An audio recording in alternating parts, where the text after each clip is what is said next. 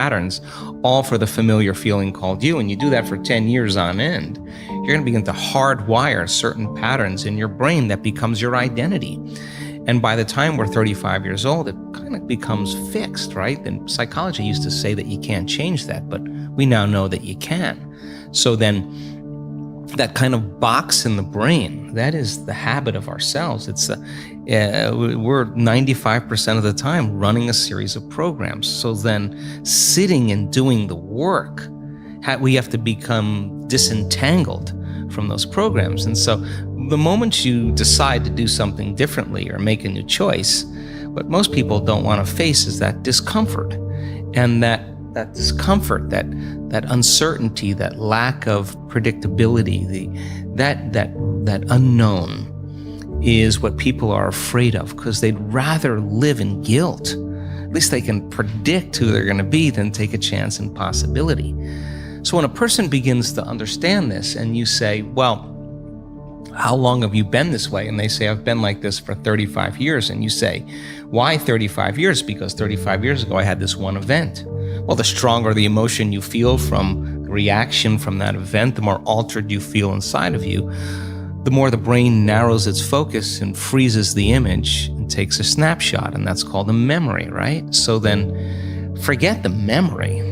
Just overcome the emotion, because it's the emotion that keeps you anchored to the past. So that sounds really good theoretically, but when you step out into that unknown, into that void, the body really is in a habit. And when a habit is when the body becomes the mind. Or if you're thinking about that past event and it's producing an emotion, well, you need an image and a feeling to start the conditioning process. So the body's either conditioned into the familiar past or it's hardwired in the predictable future, because it wakes up every single day and runs through the same series of routine actions. So the present moment then becomes the unknown. When people start feeling that discomfort, Jay, they'd rather get on their cell phone and call someone, or get up and say, I can't meditate, or, I have too much to do. They excuse themselves. They return back into that familiar feeling, because the body's actually telling the brain.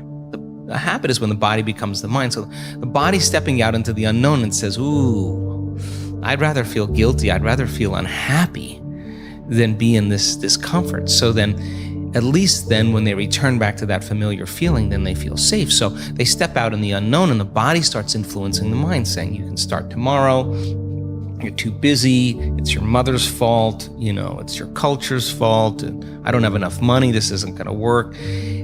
Those are the programs in there that are standing in the way between you and your future. So then nerve cells that no longer fire together no longer wire together. So the act of observing those states of mind and body means you're no longer the program. You're the consciousness observing that program. So then to meditate, it means to become familiar with.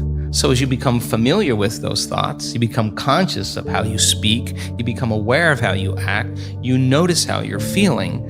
The more conscious you become of those unconscious programs, the less unconscious you'll go in your waking day. Why? Because it's not enough to just have a great meditation and get up and get on the freeway and get in traffic and getting stressed. You just return back to the old self again. Our job then is to sustain that modified state of mind and body the entire day. And if you can, get ready, because something different or unusual is going to begin to happen in your life, and it will come as a coincidence or a synchronicity. And that's breadcrumbs from the divine saying, you're on the path, just keep doing it. There'll be another one, just keep staying in that energy.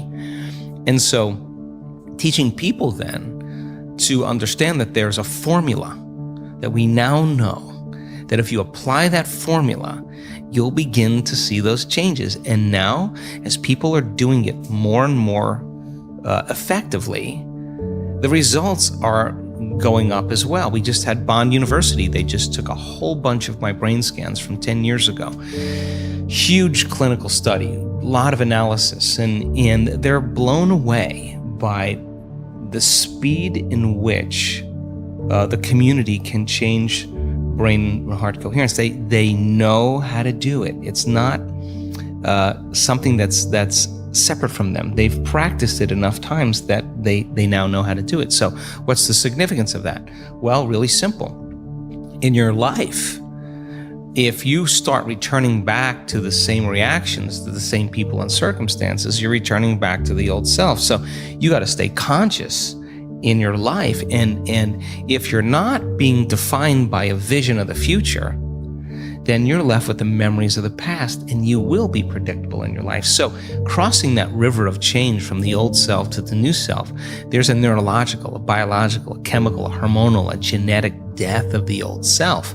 But if you teach people there's something on the other side, they won't give up on themselves. They'll keep going. So there's enough evidence to encourage people. And you can't tell me you're too old to do this work. You can't tell me you're too sick to do this work. You can't tell me you had a turbulent past, or that you're too overweight or too underweight or too out of shape, or you can't even tell me that you've never meditated before. In fact, some of our greatest scans are people who just have never meditated before, that are not trying to do anything. They just follow instructions. So our community now is beginning to understand that it is possible, and they go all in, not 50% in, not 60% in. If we do a week-long event, we got 1,000 people or 1,500 people, and they are all in. And that when they start getting beyond themselves, that first day or second day, once they start getting beyond themselves and that magic starts to happen, then I have no idea. I can't predict what's going to happen next. And it's usually pretty exciting. It's been said that when the pain of staying the same outweighs the pain of change, then we will change. Yes, exactly. Right? How bad does it have to get? Yeah, exactly. And it's like, why is it that we get so attached to that old self? Like, what is it about it? Is it security? Is it safety? Is it familiarity, as you said? What is that keeps us so attached and so focused on something that we don't even like that much? I think we've been hypnotized and conditioned into becoming materialists. I think that we define reality with our senses, and I think that is one of the biggest delusions. So the fundamental question is, can you believe in a future that you can't see or experience with your senses yet, but you've thought about enough times in your mind that your brain has literally changed to look like the event has already occurred? Now, the latest research in plasticity says that's absolutely possible. And can you select a new possibility in the quantum field and begin to emotionally embrace that future every single day to such a degree that your body, as the unconscious mind, the objective mind, does not know the difference between the experience in your life that's creating the emotion and the emotion that you're fabricating by thought alone, to the degree that you begin to signal new genes and new ways to change your body to look like the experience has already happened. Now, Yes. The latest research in epigenetics says it's absolutely possible. Now think about this. Every day, installing the circuitry, every day conditioning the body into the emotion of the future, that your body begins to change to look like it's already happened. Now, this is where it gets fun, because now you no longer have to go anywhere to get it. Now it begins to come.